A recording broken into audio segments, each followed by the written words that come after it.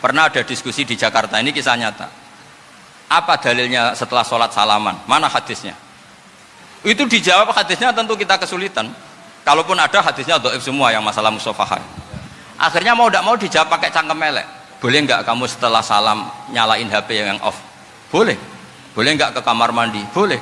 Oh berarti kencing boleh, nyalain HP boleh. Yang nggak boleh itu ingat Allah.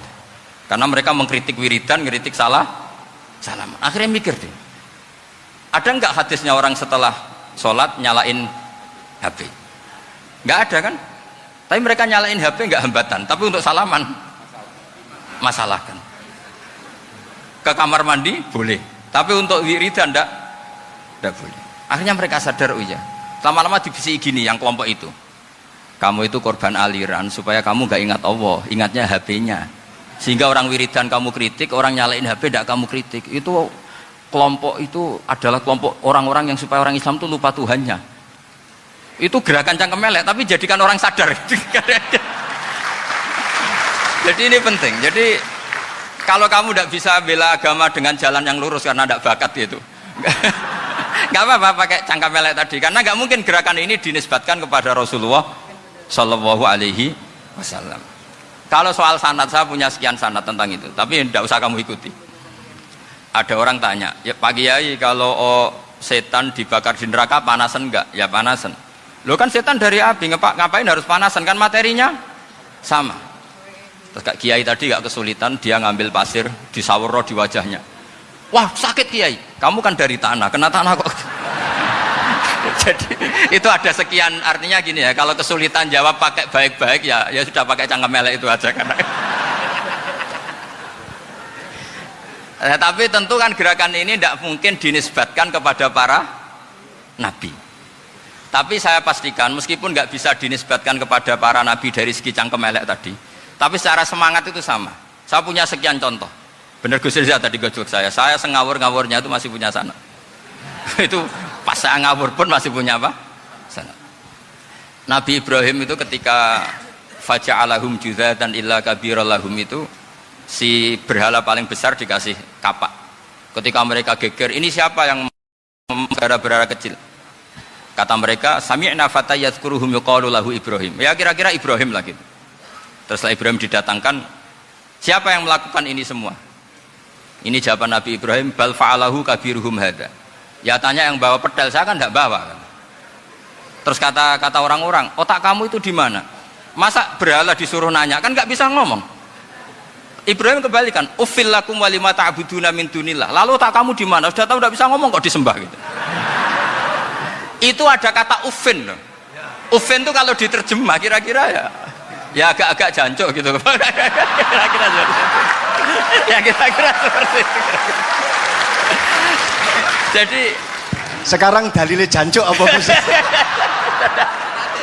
Bahkan dulu biasa kalau misalnya saya kira sudah terjadi. Gimana? Jancuk itu dari dak tinggalkanlah suan perkara sing elek. Krono ilate wong Surabaya kakean rawon akhirnya ngomongnya jancuk.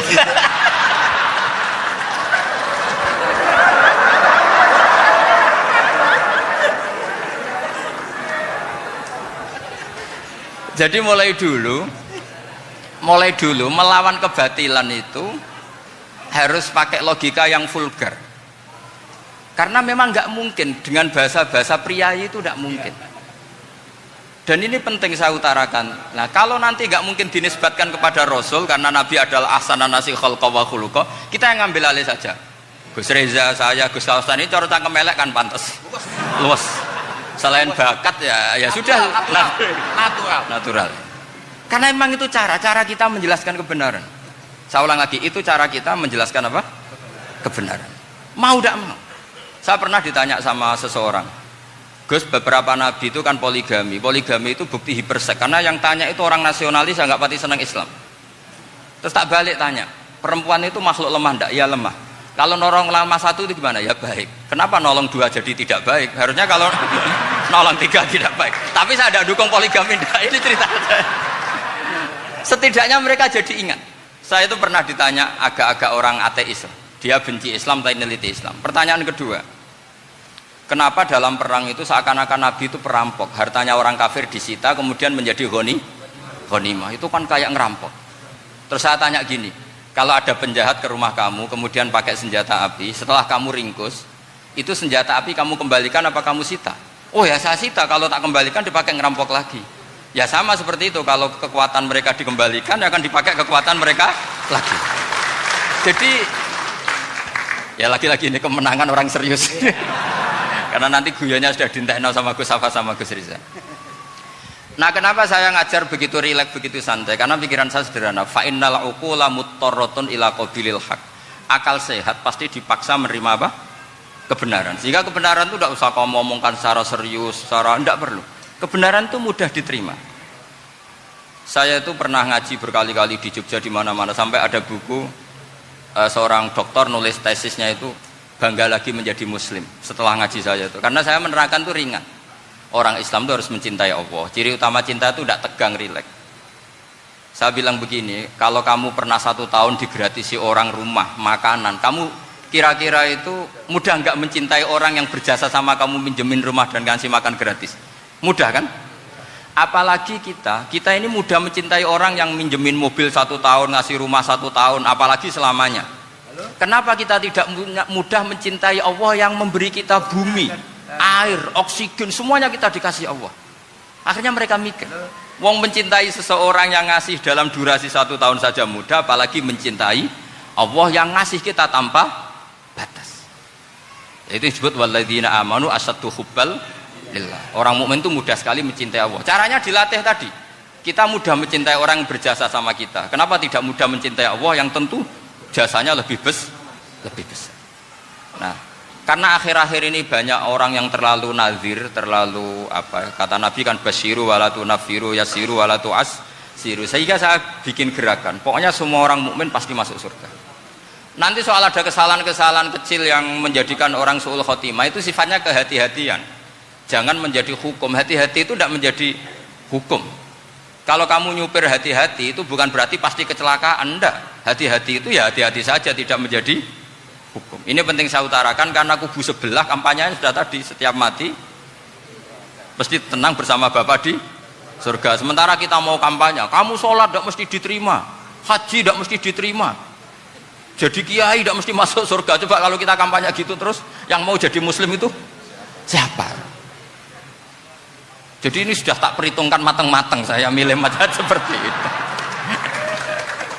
Ya ini saya pikir sudah, ini pembandingnya supaya punya waktu. Saya suka sekali.